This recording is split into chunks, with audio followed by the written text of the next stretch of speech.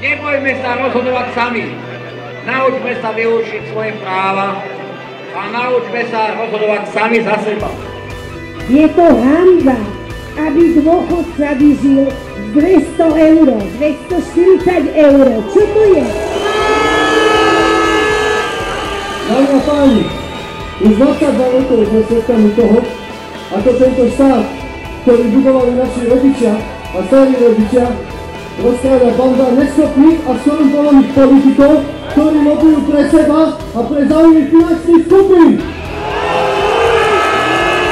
Demokracia! Demokracia!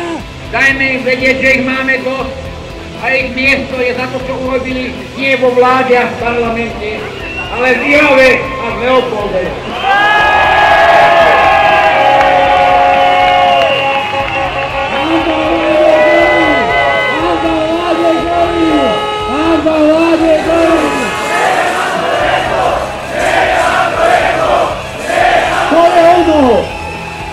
Pozrime sa okolo, Slovensko je krásne, ale chvála Bohu, keby mohli rozkradnúť aj ten Trenčanský hrad Mizie. Rozpredajú ho.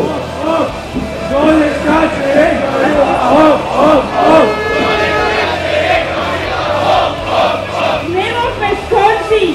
Musíme to dotiahnuť do konca! Nezabudnite! Pojďme!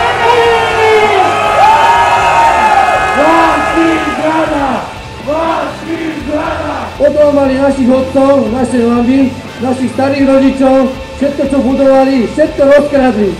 Teraz máme nadšenie, ale o 2 mesiace sa to musíme stretnúť znova, aby sme žiadali výsledky vyšetrovania.